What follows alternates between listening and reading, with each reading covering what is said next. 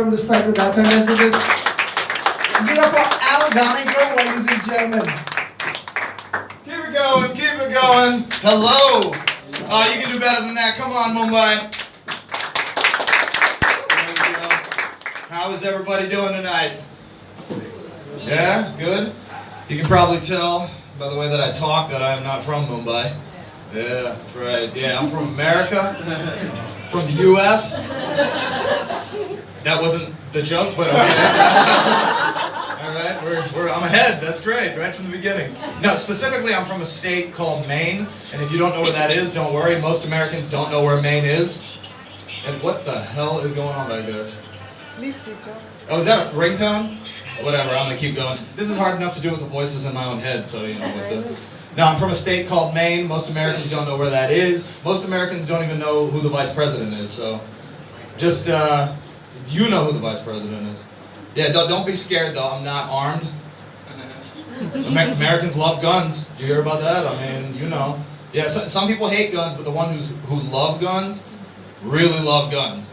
Like, they will make arguments that make absolutely no sense. I saw a guy walking around with a shirt on, and it said in big letters, I'm not kidding, "Guns save lives." Yeah, not for the person getting shot. I mean, doesn't perspective change everything? Like, I mean, you remember that movie from the 90s, Independence Day? You remember that? Yeah, it was written from the human's perspective, the American human's perspective, so for the whole world it was called Independence Day, because we fought back on our Independence Day. If it was a movie written from the alien's perspective, it would have just been named after a video game. Yeah, SimCity 5 coming to theaters. Yeah, no, I'm loving it around here. My dad is actually from Mumbai, born and raised.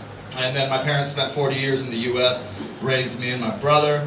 And they live here now half of the year to dodge the winters over there. And when my dad walks around the streets of Mumbai, in spite of the fact that he's a 67-year-old guy whose right foot doesn't move anymore, he walks around with this attitude like, yo, I'm from these streets.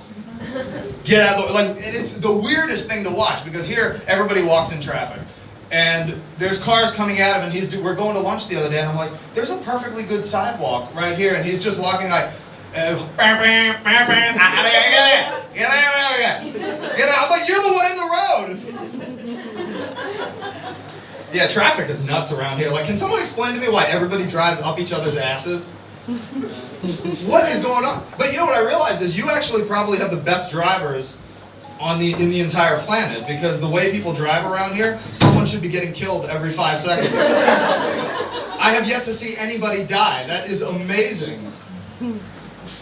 I also learned that traffic signals are optional. Like, just, oh yeah, green means go, red means stop, and after a few seconds, if you don't want to, just go. Like, we were driving, and our light was green. It was on Swami Vivekananda Road. We're driving, our light's green, the other light is red. I don't know why there's any traffic signals, because everybody's in the intersection. Just, not only I mean, like, I'm looking at the intersection, everybody's in there, nobody's moving. I'm like, this is not an intersection, this is a parking lot. I mean, and then, like, it's every mode of transportation, too. It's just like cars, bicycles, humans, dogs, babies, rickshaws, just everything, just right in the middle there. I should have probably took the previous joke and moved that towards the end. I had that habit, just going on one sentence a little too long. I'm loving the food around here. Oh man, I love Indian food. It makes that experience in the restaurant just a little bit worse. You ever been sitting in a restaurant, you're really hungry, you ordered this dish that you're really waiting for, and you're like, oh God, they're bringing it right now. And then it goes right to another table. Oh man. It's easier to eat healthier here, definitely. It is. Like, I eat mostly vegetarian when I'm here. I tried to be vegetarian for like 3 months back home. That's how long that lasted. Like, I don't know if it's this way here, but you know, back in the U.S., people who are vegetarians and vegans, they always act like they're better than us. You know? Yeah, that's because they are. They are. They're totally better than us. I mean, it's like, I'm a meat eater, and if somebody's lifestyle does not require animals to die, they're better than I am. It's just that simple. I mean, but we get so mad at them, don't we? We're just like, yeah, okay, hey, yeah, I'm vegetarian, I'm vegetarian. Get off of your high horse. That's like a serial cannibal sitting in a courtroom like, okay, all right, I know all of you want to judge me just because you didn't eat David's family, but why don't you come down off your high horse? Okay, every time I've done that comparison, it has worked, and now it just, boom, okay. I don't know, somehow that comparison did not work here. That's okay. A lot of businesses in Mumbai. And you know what's cool about the small businesses? You can just have a little hole in the wall and a desk and one guy, and that's your business. And that's cool, I respect that. That takes a lot of guts. But sometimes the names are misleading. Like I saw one guy, and it was just him in this office. There was no wall, and it was just a calculator, a desk, and a phone, and he's hard at work. Cool. The name of the business? Global Marketing Solutions. This guy is the face of Global Marketing Solutions. Like, that's all you need. You just need a desk, a calculator, and a chair, and all of a sudden your business is Jagat Bari.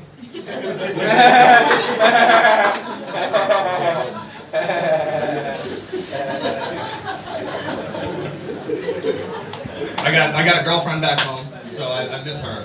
That's been the tough part, being away from her for a month.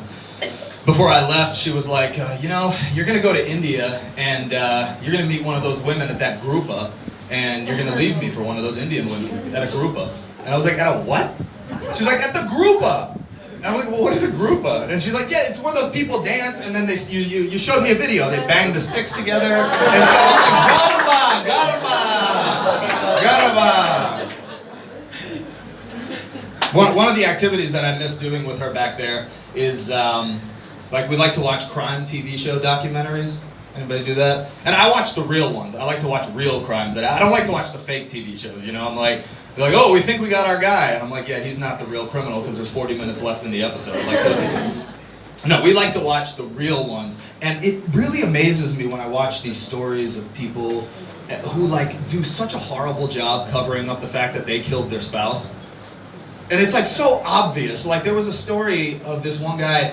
All right, he told the police that his wife left him.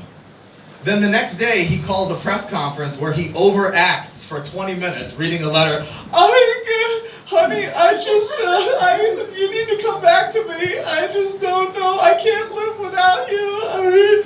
And the detective was like, you know, in my 30 years of detective work, I have never seen a man try to cry so hard and not a single tear came out of his eye.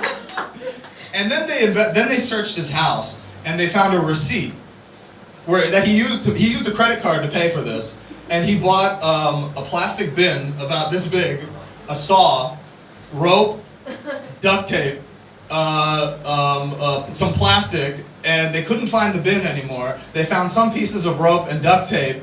And then they also found evidence that it was logged that he took a boat out the week before, and he's maintaining his innocence. I did not kill my wife. Does it take a criminal mastermind to know that you just don't use your credit card and burn the receipt? Hey guys, that's my time. Thank you very much. You guys have been a lot of fun.